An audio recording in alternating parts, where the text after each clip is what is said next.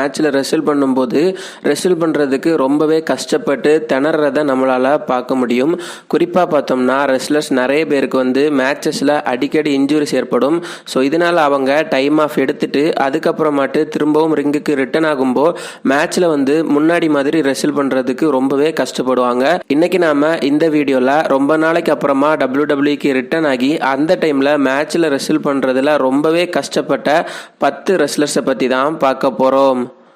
அதுக்கு முன்னாடி நண்பா, நீங்கள் இன்னும் நம்ம சேனலை சப்ஸ்கிரைப் பண்ணலன்னா மறக்காமல் சப்ஸ்கிரைப் பண்ணிவிட்டு அப்படியே பக்கத்தில் இருக்கிற அந்த பெல் ஐக்கானையும் கிளிக் பண்ணி வச்சுக்கோங்க. 2014 பேட்டிஸ்டா WWEக்கு திரும்ப வந்திருப்பார். அந்த டைமில் பார்த்தீங்கன்னா WWE பேட்டிஸ்டாவை ஒரு பேபி ஃபேஸ் ரெஸ்லராக ஒரு ஹீரோ கேரக்டரில் யூஸ் பண்ணணும்னு சொல்லி தான் திரும்ப கொண்டு வந்திருப்பாங்க. ஆனால் 2014 டேனியல் பிரையன் ஏற்கனவே ரசிகர்களால் ரொம்பவே அதிகமாக விரும்பப்பட்டு இருந்தார். இதனால WWE வேற வழி இல்லாமல் கார்டியன் கேலக்ஸி சூப்பர் ஸ்டாராக இருந்த பேட்டிஸ்டாவை ஒரு ஹீல் ரெஸ்லராட்டு ஒரு வில்லனாக மாற்றலாம்னு முடிவு பண்ணாங்க. ஸோ பேட்டிஸ்டா ரிட்டர்ன் ஆனதுக்கு அப்புறமா அவரோட ஃபர்ஸ்ட் பேப்பர் வியூ மேட்ச் யாரு கூட இருந்ததுன்னா ஆல்பர்ட்டோ டெல்ரியோ கூட இருந்துச்சு. இந்த மேட்ச்ல பாத்தீங்கன்னா ஆரம்பத்திலிருந்து பேட்டிஸ்டா ரெஸ்ல் பண்றதுக்கு ரொம்பவே திணறிட்டு இருப்பாரு. குறிப்பா மேட்ச் ஆரம்பிச்சு கொஞ்ச நேரத்திலே அவருக்கு மூச்சு விடாததுக்கு ரொம்பவே கஷ்டப்படுவாரு. அந்த அளவுக்கு பாத்தீங்கன்னா அவர் ரெஸ்லிங்ல இருந்து ரொம்ப நாள் ஓய்வுல இருந்திருப்பாரு. ஸோ பேட்டிஸ்டா ரொம்பவே கஷ்டப்பட்டதை பார்த்த WWE வேற வழியே இல்லாம அவரை ரொம்பவே அதிகமான ஒரு கோச் பண்ண சொல்லியிருக்காங்க. இதுக்கப்புறமா பேட்டிஸ்டா அவரோட கார்டியோல எல்லாம் கான்சென்ட்ரேட் பண்ணி ரொம்பவே அதிகமாக ஒர்க் அவுட் பண்ணி அதுக்கப்புறமா அவரோட ரெஸ்ல்மேனியா 30 மேட்ச்லையும் பேபேக் எக்ஸ்ட்ரீம் ரூல்ஸில் ஷீல்டுக்கு அகைன்ஸ்டாக நடந்த மேட்ச்லையும் எல்லாம் கொஞ்சம் நல்லாவே பெர்ஃபார்மன்ஸ் பண்ணியிருப்பாரு. அண்டர்டேக்கர் பொதுவாகவே ரெஸ்ல்மேனியாவில் மட்டும்தான் அதிகமாக ரெஸ்ல் பண்ணிட்டு இருந்தார். குறிப்பாக பார்த்தோம்னா ரெஸ்ல்மேனியா 28, 29 சிஎம் பங்கு கூட நடந்த ரெஸ்ல்மேனியாலெல்லாம் பார்த்தீங்கன்னா அண்டர்டேக்கர் அந்த வருஷத்தில் ரெஸ்ல்மேனியாவில் மட்டும்தான் ரெஸ்ல் பண்ணியிருப்பார். வேறு எந்த மேட்சுக்குமே வந்திருக்க மாட்டார். ஸோ இதனாலேயே பார்த்தீங்கன்னா அண்டர்டேக்கருக்கு காலப்போக்கில் ரெஸ்லிங் ரிங்கில் கஷ்டப்படக்கூடிய ஒரு நிலைமை ஏற்பட்டது. குறிப்பாக பார்த்தோம்னா ரெஸ்ல்மேனியா 33 ரோமன் ரெயின்ஸை ஃபேஸ் பண்ண டைமில் அண்டர்டேக்கர் ரிங்கில் முன்னால் மாதிரி ரெஸ்ல் பண்ண முடியாமல் ரொம்பவே கஷ்டப்பட்டிருக்காரு. WWE நெட்வொர்க்ல அண்டர்டேக்கர் த லாஸ்ட் ரைட் அப்படின்னு சொல்லி ஒரு வெப் சீரிஸ் ஓடிட்டு இருந்துச்சு. அதுல பாத்தீங்கன்னா அண்டர்டேக்கர் தான் ரொம்ப நாளா ரெஸ்ல் பண்ணாததுனால தனக்கும் இந்த ப்ராப்ளம் இருந்ததாட்டு அவரே அவரோட வாயால குறிப்பிட்டிருக்காரு. ஸோ இதுக்கப்புறமா அண்டர்டேக்கரும் பாத்தீங்கன்னா ரொம்பவே ஒர்க் அவுட் பண்ணி அவரோட கார்டியோல கான்சென்ட்ரேட் பண்ணி அதுக்கப்புறமாட்டு எக்ஸ்ட்ரீம் ரூல்ஸ்ல ரோமன் ரெயின்ஸ் கூட டீமா இணைஞ்சு ஷேன் மெக்மேனையும் ட்ரூ மெக்கண்டரையும் ஃபேஸ் பண்ணியிருப்பாரு. இந்த மேட்ச் பாத்தீங்கன்னா ரொம்பவே குவாலிட்டியா இருந்துச்சு. இதுக்கப்புறமா அவரோட கடைசி மேட்சான போனியார்டு மேட்ச் ரெஸ்ல்மேனியா 36 ஏஜே ஸ்டைல்ஸ் கூட நடந்த அந்த போனியார்டு மேட்சும் பார்த்தீங்கன்னா வேற லெவலில் இருந்துச்சு. 2011 ராக் WWEக்கு ரிட்டர்ன் ஆனது உண்மையிலே WWEக்கு ஒரு மிகப்பெரிய சக்ஸஸாக இருந்துச்சு. குறிப்பாக ரெஸ்ல்மேனியா 28 ஜான்சினா கூட நடந்த அந்த ஒரு மேட்ச் பார்த்தீங்கன்னா அது வரைக்கும் நடந்த எல்லா ரெஸ்ல்மேனியாவை விட அதிகமாக டிக்கெட்டுகளை விற்று ரொம்பவே பிரபலமாச்சு. WWE அதனால ரொம்ப அதிகமான பணத்தை சம்பாதிச்சாங்க.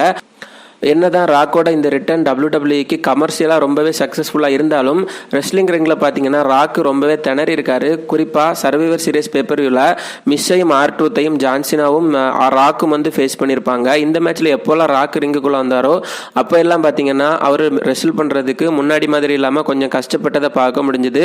குறிப்பாக பார்த்தீங்கன்னா சிஎம் பங்க் கூட நடந்த மேட்ச்ல எல்லாம் ராக் மூச்சு விடுறதுக்கே மேட்சோட ஆரம்பத்துலேருந்தே ரொம்பவே திணறி இருப்பார். இதுக்கப்புறமாட்டு ராக் பார்த்தீங்கன்னா WWE கொஞ்ச நாள் இருந்துட்டு திரும்பவும் ஹாலிவுட்டுக்கு போயிருக்காரு. WWE இருந்ததுலே ரொம்பவும் பிரமாதமாக பெர்ஃபார்ம் பண்ணக்கூடிய ஒரு ரெஸ்லர் தான் ஷான் மைக்கேல்ஸ். 2018 ட்ரிபிள் ஹெச் கூட டீமாக இணைஞ்சு ஷான் மைக்கேல்ஸ் கேனையும் அண்டர்டேக்கரையும் 2018 கிரவுன் ஜுவல்ஸ் பேப்பர்வியூவில் ஃபேஸ் பண்ணியிருப்பார். ஸோ ஏற்கனவே ரொம்ப வயசாகி ரொம்ப உடம்பும் மெலிஞ்சு காணப்பட்ட ஷான் மைக்கேல்ஸ் இந்த மேட்ச்சில் ரெஸ்ல் பண்ணுறதுக்கு ரொம்பவே கஷ்டப்பட்டார். குறிப்பாக இந்த மேட்சோட ஒரு ஸ்பாட்டில் கேனை அட்டாக் பண்ண ஷான் மைக்கேல்ஸ் கேனோட மாஸ்கை கையோட உருவி எடுத்திருப்பாரு. அதுக்கப்புறமா பார்த்தீங்கன்னா ரிங்கில் முன்னாடி மாதிரி இல்லாமல் ரொம்பவே திணறினாரு. குறிப்பாக பார்த்தீங்கன்னா 2018 நடந்த இந்த மேட்சுக்கு அப்புறமாட்டு ஷான் மைக்கேல்ஸ் 2வது தடவையாக திரும்பவும் ரிட்டையர்மெண்ட் அறிவிச்சாரு. அதுக்கப்புறமா ஷான் மைக்கேல்ஸ் இன்னைக்கு வரைக்கும் எந்த ஒரு மேட்ச்லையுமே ரெஸ்ல் பண்ணவே இல்லை. 2002 ஹல்க் ஹோகன் WWEக்கு ரிட்டர்ன் ஆனப்போ அவரோட மேட்சஸ் பார்க்கறதுக்கு செம்மையாக இருந்துச்சு. குறிப்பாக ரெஸ்ல்மேனியா 18 ராக் கூட ரொம்பவே ஐகானிக்கான ஒரு மேட்சை ஹல்க் ஹோகன் கொடுத்துருப்பாரு. ஆனால் இதுக்கப்புறமா பார்த்தீங்கன்னா ஹல்க் ஹோகனும் ரிங்கில் ரொம்பவே திணற ஆரம்பிச்சிட்டாரு. குறிப்பாக ட்ரிபிள் ஹெச் அப்புறம் ரிக் ஃப்ளேர் கூட நடந்த மேட்சஸ்ல எல்லாம் ஹல்க் ஹோகன் ரொம்பவே ரெஸ்ல் பண்ணுறதுக்கு திணறி இருப்பார். இதுக்கப்புறமா பார்த்தீங்கன்னா 2002 ஜட்ஜ்மெண்ட் டே பேப்பர்வியூவில் அண்டர்டேக்கர் கூட ஒரு மேட்ச் நடக்கும். இந்த மேட்ச்சில் பார்த்தீங்கன்னா அண்டர்டேக்கர் ஹல்க் ஹோகனை ஒரு சோக் ஸ்லாம் போட தூக்க ட்ரை பண்ணுவார். ஆனால் ஹல்க் ஹோகனால் அந்த சோக் ஸ்லாமை வாங்க கூட முடியாது. ஸோ WWE இதுவரை போட்டதிலே ரொம்பவும் மொக்கையான ஒரு சோக் ஸ்லாமாக இந்த சோக் ஸ்லாமும் மாறி இருக்கும். ஹல்க் ஹோகனும் பார்த்தீங்கன்னா முன்னாடி மாதிரி இல்லாமல் ரொம்பவே திணறி இருப்பார். 2001 WCWல இருந்து WWEக்கு வந்த ஸ்காட் ஸ்டைனர் பார்த்தீங்கன்னா ரெஸ்ல் பண்ணுறதுக்கு ரொம்பவே திணறி இருப்பார். இவர் ஆனால் ஏற்கனவே எந்த ஒரு ரெஸ்ட்டும் எடுக்காமல் WCWலையும் இண்டிபெண்டன்ட் ரெஸ்லிங் கம்பெனிஸ்லையும் நல்லா தான் ரெஸ்ல் பண்ணிட்டு இருந்தார். ஆனால் ஏதோ ஒரு காரணத்துக்காக WWEல இவர் ஒழுங்காகவே பெர்ஃபார்மன்ஸ் பண்ணலை. குறிப்பாக பார்த்தோம்னா 2003 நடந்த ராயல் ரம்பிள் பேப்பர்வியூவில் இவருக்கும் ட்ரிபிள் ஹெச்சுக்கும் ஒரு மேட்ச் நடக்கும். இந்த மேட்ச்சில் பார்த்தீங்கன்னா ஸ்காட் ஸ்டைனர் ரொம்பவே சொதப்பிருப்பார். குறிப்பாக இந்த மேட்ச்சில் ஸ்காட் ஸ்டைனர் ட்ரிபிள் ஹெச்சை தூக்கி அப்படியே கீழே போட்டு இவரும் பார்த்தீங்கன்னா கூடயே கீழே விழுந்திருப்பார். இந்த மேட்ச் ஃபுல்லாக நிறைய பாட்சஸும் ப்ளூப்பர்ஸும் இருந்துச்சு. ஸோ WWE இவரோட ரொம்பவே போரான இந்த பெர்ஃபார்மன்ஸை பார்த்து அவங்க ஃபஸ்ட்டு ரெசல்மேனியாவில் இவருக்கான பிளான்ஸை வச்சுருந்தாங்க. அதுக்கப்புறமா ரெசல்மேனியாவில் ரெசல் பண்ணுற அளவுக்கு இவர் ஒர்த் இல்லை அப்படிங்கிறத புரிஞ்சு WWE அதுக்கப்புறமா அவங்களோட பிளான்ஸ் எல்லாம் மாற்றிருக்காங்க.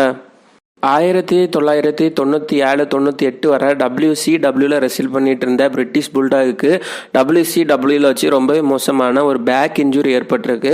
இதுக்கப்புறமா பிரிட்டிஷ் புல்டாக் WWEக்கு 1999 ரிட்டர்ன் ஆனப்போ அவர் பார்த்தீங்கன்னா ரொம்பவே மேட்சஸில் கஷ்டப்பட்டிருக்காரு.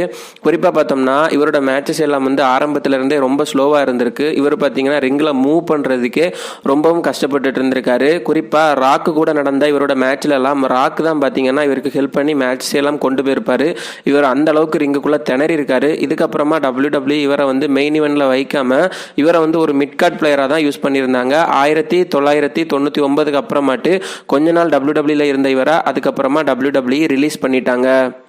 ரெசல்மேனியா 32 பார்த்தீங்கன்னா ப்ரீ பெல்லா WWEலேருந்து ரிட்டையர்ட் ஆனதை அறிவிச்சிருப்பாங்க. ஆனால் அதுக்கப்புறமாட்டு WWE உமன்ஸை மட்டும் வச்சு தனியாக ஒரு பேப்பர்வியூ நடத்துவாங்க, எவல்யூஷன் அப்படின்னு ஒரு பேப்பர்வியூ. ஸோ இந்த பேப்பர்வியூவில் ரெஸ்ல் பண்ணுறதுக்காக ப்ரீ பெல்லா திரும்பவும் வந்திருப்பாங்க. இந்த மேட்ச்சில் பார்த்தீங்கன்னா இவங்க ரொம்பவே திணறி இருப்பாங்க. குறிப்பாக பார்த்தீங்கன்னா இந்த மேட்ச்சில் ஒரு கட்டத்தில் அவங்க ஒரு சூசைட் மூவ் டைவ் அடிக்க போவாங்க. ஆனால் 2வது ரோப்லேருந்து அப்படியே கீழே விழுந்து சொதப்பி இருப்பாங்க. இதுக்கப்புறமா லிவ் மோர்கனை தெரியாமல் ஸ்ட்ரைட்டாக அவங்களோட ஃபேஸ்லேயே கிக் பண்ணி லிவ் மோர்கனை நாக் அவுட் பண்ணியிருப்பாங்க. ஸோ இந்த மாதிரி ரொம்பவே மோசமாக இருந்ததுனால இவங்களே பார்த்தீங்கன்னா தன்னோட ரிட்டையர்மெண்ட்டை திரும்பவும் அறிவிச்சு WWEலேருந்து இன்னொருக்கா ரிட்டையர்ட் ஆகியிருந்தாங்க. WWEல இருந்த ரொம்பவும் ஃபேமஸான ஒரு டேக் டீம் தான் road warrior tag team. So இந்த ரோட் வாரியர்ஸில் இருந்த ஒரு ரெஸ்லரை WWE 2000 திரும்ப கொண்டு வர முடிவு பண்ணாங்க. ஏற்கனவே ரொம்பவே இவர் ஸ்லோவாக இருந்ததுனால இவரை ஒரு ஹீல் ரெஸ்லராக வில்லனாக மாற்றுவாங்க. அதுக்கப்புறமும் கூட இவர் ரெஸ்ல் பண்ண முடியாமல் ரொம்பவே சொதப்பியிருப்பார். ஸோ WWE பார்த்தீங்கன்னா இவரையும் கொஞ்ச நாள் வச்சுட்டு அதுக்கப்புறமா ரிலீஸ் பண்ணியிருக்காங்க. WWE டட்டாங்கா அப்படின்னு அழைக்கப்படுற இந்த ஓல்டு ரெஸ்லர் பார்த்தீங்கன்னா 2005 WWEக்கு திரும்ப கொண்டு வந்தாங்க. இவர் பார்த்தீங்கன்னா 1990களில் ரெஸ்ல் பண்ணிட்டு இருந்த ஒரு பழமையான ரெஸ்லர். ஸோ இவருக்கு 2005 ரெஸ்ல் பண்ணிட்டு இருந்த புது ரெஸ்லர்ஸ் கூட ஒழுங்காக மேட்ச் பண்ணி ரெஸ்ல் பண்ண முடியாமல் ரொம்பவே கஷ்டப்பட்டார். இவரையும் பார்த்தீங்கன்னா WWE ஆரம்பத்தில் மேட் கார்டி கூட ஒரு பேபி ஃபேஸ் ரெஸ்லராக டேக் டீமில் வச்சுருப்பாங்க.